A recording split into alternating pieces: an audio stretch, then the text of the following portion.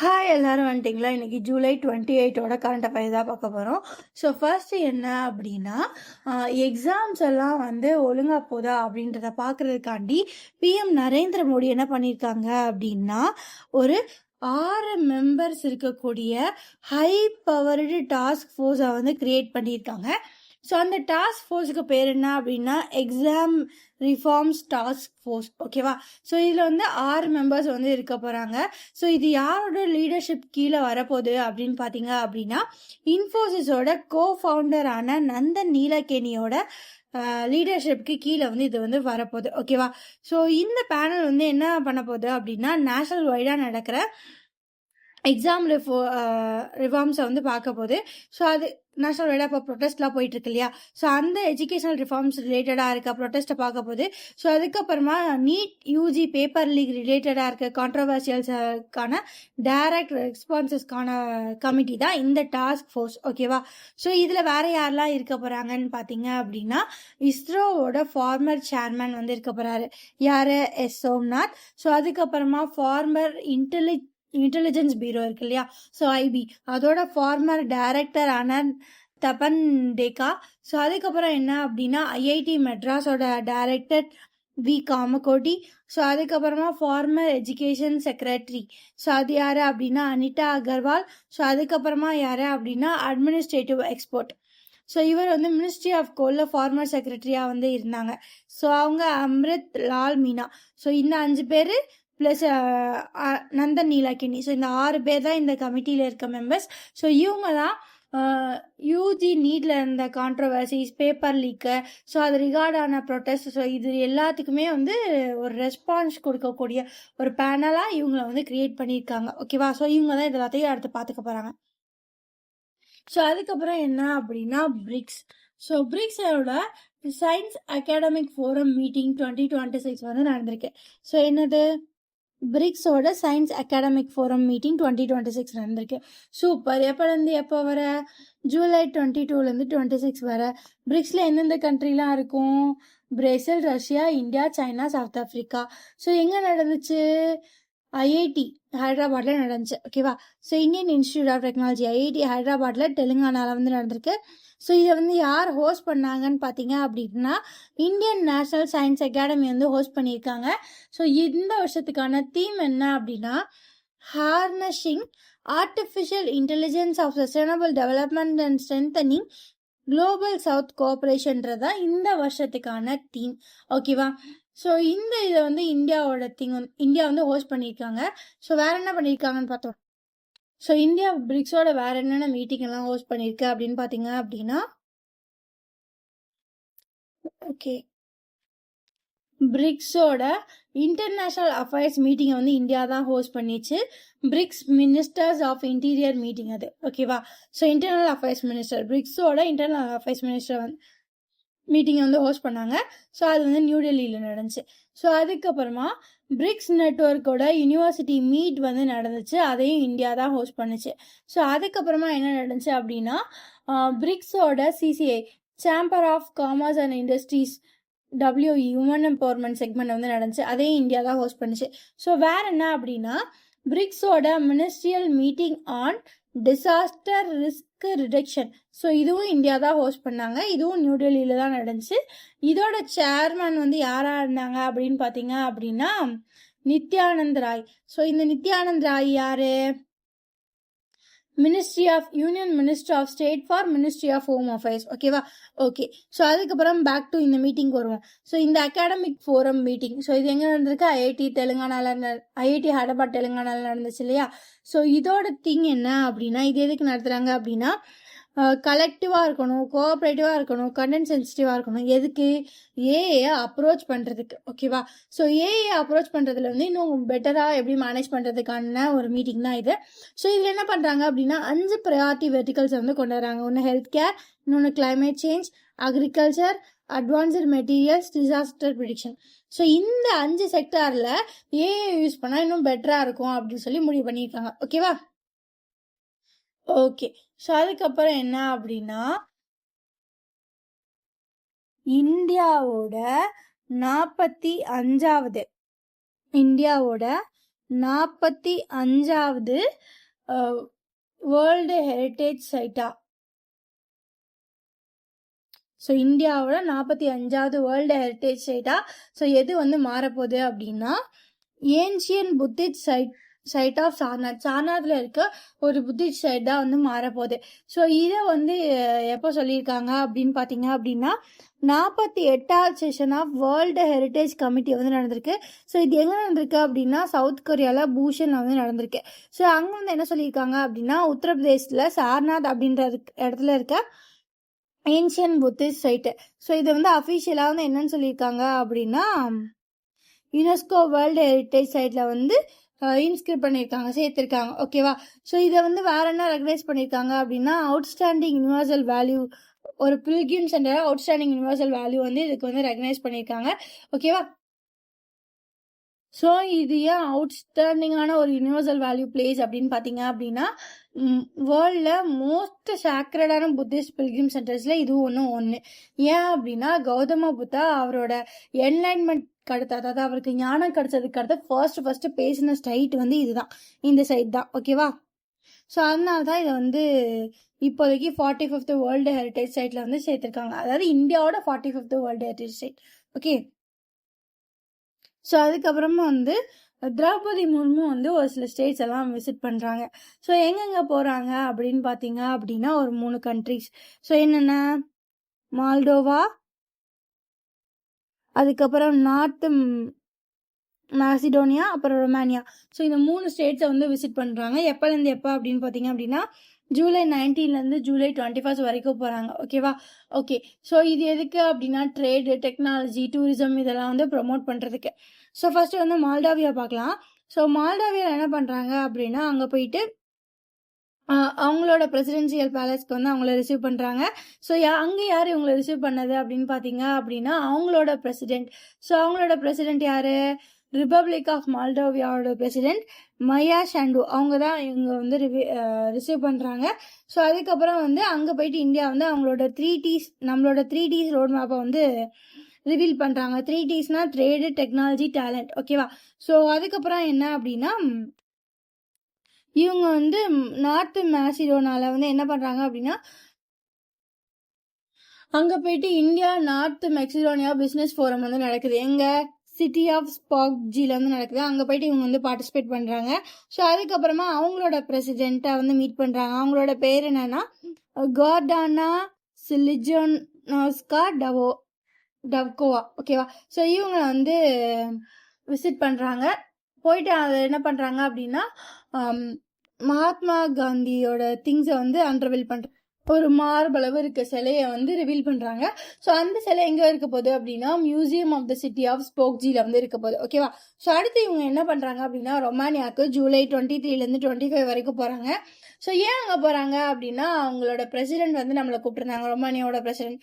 So ரொமானியாவோட president யார் அப்படின்னு பார்த்தீங்க அப்படின்னா பிரசிடென்ட் நிசூக்கர் டான். ஸோ அங்கே வந்து இவங்க போகிறாங்க. ஸோ அங்கே வந்து இவங்களுக்கு வந்து என்ன அவார்ட் கொடுக்குறாங்க அப்படின்னு பார்த்தீங்க அப்படின்னா டாக்டர் ஹார்னஸ் கவுசா அவார்ட். ஓகேவா? ஸோ அதுக்கப்புறம் என்ன அப்படின்னா அங்கே போயிட்டு இவங்க வந்து ஒரு 3 MOUs வந்து சைன் பண்ணுறாங்க, சயின்ஸு, டெக்னாலஜி, எஜுகேஷன், ஸ்போர்ட்ஸில். ஸோ அதுக்கப்புறமா என்ன பண்ணுறாங்க அப்படின்னா 2028 India Romania year of innovation அப்படின்னு சொல்லிட்டு அறிவிக்கிறாங்க. ஸோ இதில் என்ன அப்படின்னா இந்த நார்த் மேக்சிடோனியா இருக்கு இல்லையா?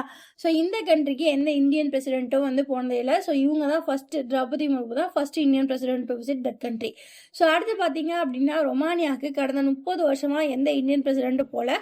ஸோ இவங்க அந்த 30 வருஷத்தில் ஃபர்ஸ்ட் விசிட் வந்து மேக் பண்ணுறது வந்து நம்ம பிரசிடென்ட் திரௌபதி முர்மு தான் ஃபர்ஸ்ட் டைமா ஒரு பிரசிடென்ட்டா இருந்து ரொமானியாவுக்கு வந்து போறாங்க. ஓகேவா? ஓகே. ஸோ அதுக்கப்புறமா என்ன அப்படின்னா வினாயான ஒரு fintech infrastructure start up. So இவங்க வந்து எப்போ ஸ்டார்ட் பண்ணாங்க அப்படின்னா 2018 ஸ்டார்ட் பண்ண ஒரு ஃபின்டெக் தான். ஸோ இவங்க வந்து எப்போ இவங்களோட ஹெட் குவார்ட்டர்ஸ் எங்கே இருக்குது அப்படின்னா ஹைதராபாத், தெலுங்கானாவில் வந்து இருக்குது. ஸோ ஓகேவா? ஸோ இது ஒரு இந்தியா பேஸ்டு ஃபின்டெக். ஸோ இவங்க வந்து என்ன பண்ணியிருக்காங்க அப்படின்னா இப்போதைக்கு லைக் பிபிபிஎஸ் இருக்கு இல்லையா, Bharat bill payments system. So இவங்க கிட்ட இருந்து அஃபிஷியலாக வந்து அப்ரூவல் வந்து வாங்கியிருக்காங்க. ஸோ எதுக்கு அப்படின்னா ஒரு கஸ்டமர் கோஆப்ரேட்டிவ் யூனிட்டாக வந்து ஆப்ரேட் பண்ணுறதுக்கு, கஸ்டமர் கோஆப்ரேட்டிவ் யூனிட்டாக வந்து வினோயா வந்து ஆப்ரேட் பண்ணுறதுக்கு பாரத் பில் பேமெண்ட் சிஸ்டம் கிட்டேருந்து என்ன பண்ணிட்டாங்க, அப்ரூவல் வந்து வாங்கிட்டாங்க. ஸோ இதுக்கப்புறம் இவங்க வந்து ஒரு எலக்ட்ரிசிட்டி பே பண்ணுறதுக்கு, வாட்டர் கேஸு, அப்புறம் ப்ராட்பேண்ட், இந்த மாதிரியான சப்ஸ்கிரிப்ஷன், இந்த மாதிரி என்ன பில் பேமெண்ட் பண்ணுறதுக்கும் இவங்க ஒரு சின்ன லைக் கஸ்டமர் ஆப்ரேட்டிங் யூனிட்டாக வந்து இதுக்கப்புறம் வந்து ஃபங்க்ஷன் பண்ண முடியும். ஸோ இதுக்கு வந்து வினோயா வந்து பாரத் பில் பேமெண்ட் சிஸ்டம் இருக்கு இல்லையா, வினோஸ் பாரத் கனெக்ட், அவங்க கிட்ட இருந்து அப்ரூவல் வந்து வாங்கிட்டாங்க. ஓகேவா? ஓகே. ஸோ அதுக்கப்புறம் என்ன அப்படின்னா NSG, national stock exchange. So இவங்க என்ன பண்ணியிருக்காங்க அப்படின்னா இந்தியாவோட ஃபர்ஸ்ட்டு டொமஸ்டிக் பெஞ்ச்மார்க் வந்து செட் பண்ணுறாங்க. எது பேஸ் பண்ணி அப்படின்னா நேச்சுரல் கேஸ் ஃபியூச்சர்ஸை பேஸ் பண்ணி வந்து இந்த பெஞ்ச்மார்க் வந்து செட் பண்ணுறாங்க. ஸோ இதுதான் இந்தியாவோட first exchange traded energy derivative at Indian natural gas futures. Okay. So இதுதான் இந்த Indian natural gas futures. So இதோட பேர் வந்து நாட் கேஸ் இண்ட். ஓகேவா? ஸோ இதுக்கு வந்து செபி வந்து அப்ரூவலும் கொடுத்துட்டாங்க. ஸோ இதோட கமெண்ட்ஸ் வந்து எப்போலேருந்து ஸ்டார்ட் ஆகும் அப்படின்னா 27th July 2026 வந்து சொல்லியிருக்காங்க. ஓகேவா? ஸோ இதுக்கப்புறம் இது ஸ்டார்ட் ஆகிடும். ஸோ இது என்ன பேர் வச்சு இதை வந்து சொல்கிறாங்க, இந்த இந்தியன் நேச்சுரல் கேஸ் ஃபியூச்சரை நாட் கேஸ் இண்ட் அப்படின்ற பேரில் வந்து இதை வந்து கோட் பண்ணியிருக்காங்க. ஓகேவா? ஸோ நம்ம ஞாபகம் வச்சுக்கிறது, நேஷனல் ஸ்டாக் எக்ஸ்சேஞ்ச் வந்து இந்தியன் நேச்சுரல் கேஸ் ஃபியூச்சர்ஸ்காண்டி ஒரு ஃபர்ஸ்ட் டைமாக எக்ஸ்சேஞ்ச் ட்ரேடட் எனர்ஜி டெரிவேட்டிவ் கொண்டு வந்திருக்காங்க. ஸோ இதோட பேர் நாட் கேஸ் இண்ட். ஸோ இதெல்லாம் நம்ம ஞாபகம் வச்சுக்க வேண்டியது. ஓகேவா? Okay. So at the same time இதுவும் பார்த்தலாம், நேஷனல் ஸ்டாக் எக்ஸ்சேஞ்ச். ஸோ இது எப்போ வந்து எஸ்டாப்ளிஷ் பண்ணாங்க அப்படின்னா 1992 எஸ்டாப்ளிஷ் பண்ணாங்க. ஸோ இதோட ஹெட் குவார்ட்டர்ஸ் எங்கே இருக்குது, மும்பை, மகாராஷ்டிராவில் வந்து இருக்குது. ஓகேவா? ஸோ அதுக்கப்புறம் என்ன அப்படின்னா ஒரு 2 பேர் எம்ஓயு சைன் பண்ணுறாங்க. ஸோ யாருன்னு பார்த்தீங்க அப்படின்னா EIL, engineers India limited. So இது எதுக்கு கீழே வருவாங்க அப்படின்னா ministry of petroleum and natural கேஸுக்கு கீழே உள்ள ஒரு பப்ளிக் செக்டார் யூனிட் தான் என்ன அப்படின்னா இன்ஜினியர்ஸ் இந்தியா லிமிடெட். ஸோ இவங்க யார் கூட எம்ஓயு சைன் பண்ணுறாங்க அப்படின்னா CSIR, council of scientific and industrial ரிசர்ச்சோட institute of minerals and materials technology கூட எம்ஓயு சைன் பண்ணுறாங்க. ஓகேவா? ஸோ இந்த எம்ஓயு வந்து எதுக்கு அப்படின்னு பார்த்தீங்க. ஓகே. ஸோ இந்த எம்ஓயுவில் இந்த இது இருக்கு இல்லையா, CSIRோட IMMT, institute of mineral and material technology, இது எங்கே இருக்குது அப்படின்னு பார்த்தீங்க அப்படின்னா ஒடிசா புவனேஸ்வரில் இருக்குது. ஸோ இன்ஜினியரிங் இந்தியா லிமிடெடும் இவங்களும் எதுக்கு எம்ஓயு சைன் பண்ணுறாங்க அப்படின்னா மினரல் ப்ராசஸிங்கில், எக்ஸ்ட்ராக்டிவ் மெட்டலூர்ஜியில், அதுக்கப்புறமா மினரல்ஸ் வேல்யூ செயின், ஸோ இதில் எல்லாத்துலேயும் வந்து ஸ்ட்ரென்தன் பண்ணணுன்றதுக்காண்டி 2 பேரும் கொலாபரேட் பண்ணுறாங்க. ஸோ இந்த எம்ஓயுவை யார் சைன் பண்ணாங்கன்னு பார்த்தீங்க அப்படின்னா EIL, இன்ஜினியர்ஸ் இந்தியா லிமிடெட்லேருந்து அவங்களோட டைரக்டரான ராஜீவ் அகர்வால் வந்து சைன் பண்ணுறாரு. ஸோ இதே இது CSIRோட IMMTலேருந்து அவங்களோட டைரக்டரான ராமானுஜ் நாராயணன் வந்து இந்த எம்ஓயு வந்து சைன் பண்ணுறாங்க. ஓகேவா? ஓகே. ஸோ அதுக்கப்புறமா என்ன அப்படின்னா விஜினம் இன்டர்நேஷ்னல் சீபோர்ட். ஸோ இவங்க வந்து விஜினம் இன்டர்நேஷ்னல் சீபோர்ட் வந்து ஒரு ப்ரைவேட் போர்ட்டு. ஸோ இது எங்கே இருக்குது அப்படின்னா கேரளாவில் திருவனந்தபுரம்ல இருக்குது. ஸோ இவங்க வந்து என்ன பண்ணுறாங்க அப்படின்னா central board of indirect taxes and custom கிட்ட இருந்து அப்ரூவல் வாங்கினாங்க. ஸோ எதுக்கு இந்த அப்ரூவல் அப்படின்னா இம்போர்ட் அண்ட் எக்ஸ்போர்ட் கார்கோ ஆப்ரேஷனை இந்த விஜினம் இன்டர்நேஷ்னல் சீபோர்ட் லிமிடெடில் வந்து பண்ணுறதுக்கு. ஸோ இந்த சீபோர்ட்டில் இம்போர்ட் எக்ஸ்போர்ட் கார்கோ வந்து பண்ணுறதுக்கு ஸோ இவங்க வந்து central board of indirect taxes and consumers கிட்ட வந்து அப்ரூவல் வாங்கிட்டாங்க. ஸோ இதை வந்து எப்போலேருந்து அவங்க செயல்படுத்திக்கலாம் அப்படின்னா எப்போலேருந்து ஸ்டார்ட் பண்ணிக்கலாம் அப்படின்னு பார்த்தீங்க அப்படின்னா August 18, 2026 இவங்க வந்து ஸ்டார்ட் பண்ணிக்கலாம். ஓகேவா? ஸோ இது வந்து எப்படி டெவலப் பண்ணப்பட்டுச்சு அப்படின்னு பார்த்தீங்க அப்படின்னா கேரளா கவர்மெண்ட்டும் அதானி போர்ட்ஸும் சேர்ந்து ஒரு எம்ஓயு சைன் பண்ணி அந்த பப்ளிக் பிரைவேட் பார்ட்னர்ஷிப் கீழே வந்தது தான் இந்த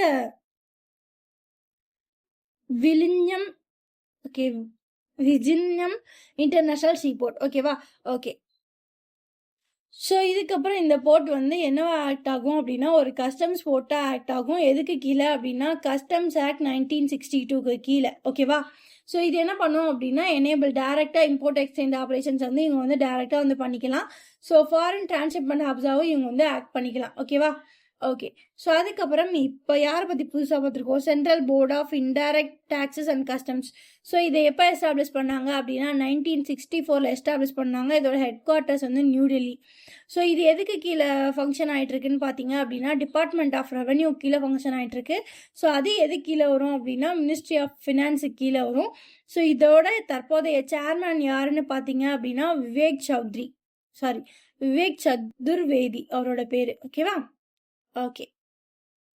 ஸோ அதுக்கப்புறம் என்ன அப்படின்னா union minister Pralhad Joshi. So union minister Pralhad Joshi வந்து என்ன பண்ணுறாரு அப்படின்னா அடிஷ்னல் சார்ஜ் எடுத்துக்கிறாரு. ஸோ என்னவா அப்படின்னு பார்த்தீங்க அப்படின்னா எஜுகேஷன் மினிஸ்டரா. ஸோ பிரகலாத் ஜோஷி இப்போ என்னவா இருக்காரு அப்படின்னு பார்த்தீங்க அப்படின்னா minister of consumer ministry of consumer affairs and public டிஸ்ட்ரிபியூஷனும் ministry of new and renewable energy இது ரெண்டையுமே அவர் வந்து பார்த்துட்டு இருக்காரு. ஸோ இது போக அடிஷ்னலாக என்ன பார்த்துக்க போறாரு அப்படின்னா 10th union ministry of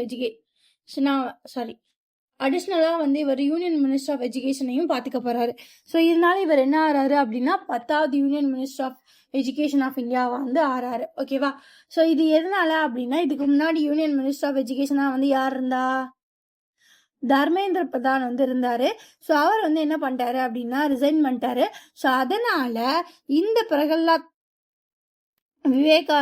Venkatesh Joshi வந்து இப்போதைக்கு யூனியன் மினிஸ்டர் ஆஃப் எஜுகேஷனாகவும் அவரே அடிஷ்னலாக வந்து பார்த்துக்கிறாரு. அதாவது மினிஸ்ட்ரி ஆஃப் எஜுகேஷனை இவர் வந்து பார்த்துக்கிறாரு.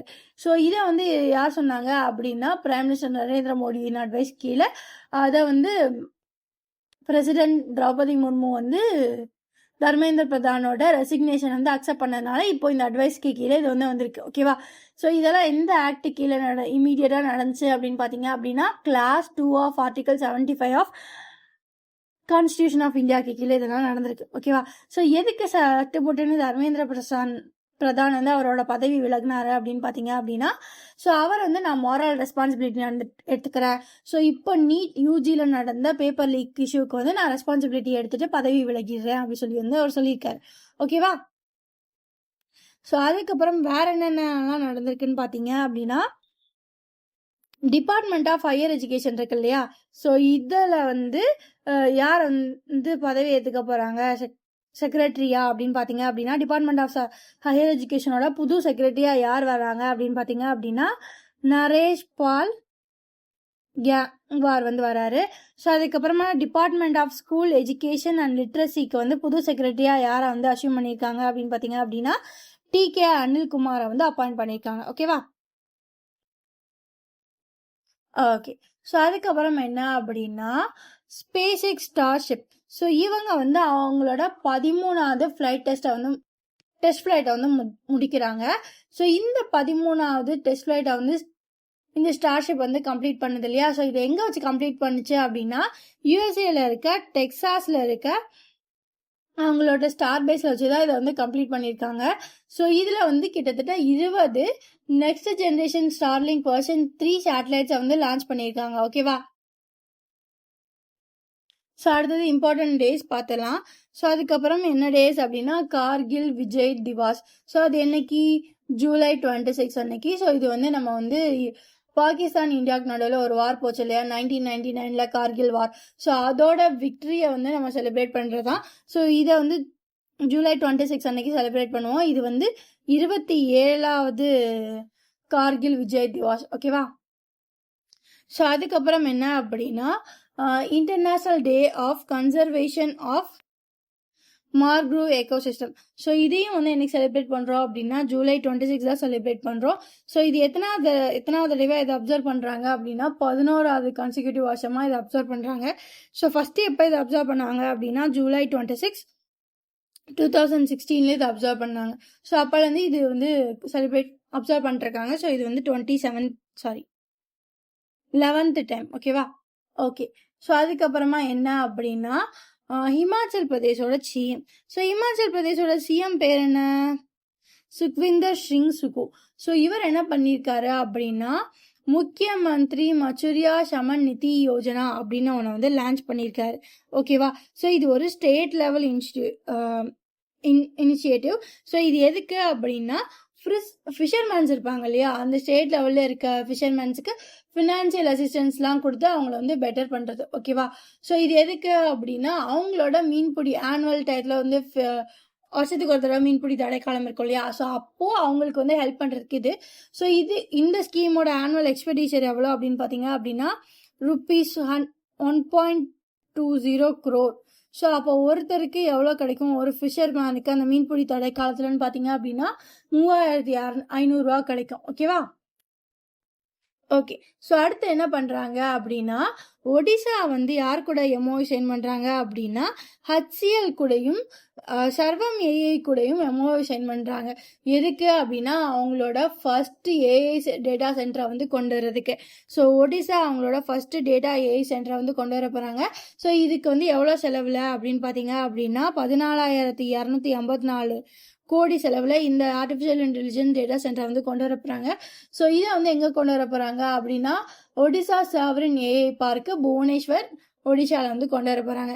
ஸோ இதில் வந்து யாரெல்லாம் சைன் பண்ணாங்க அப்படின்னு பார்த்தீங்க அப்படின்னா ஒடிசாவோட சீஃப் மினிஸ்டர் அவங்களோட ப்ரெசன்ஸில் வந்து சைன் பண்ணப்பட்டுச்சு. ஒடிசாவோட சீஃப் மினிஸ்டர் பேர் என்ன?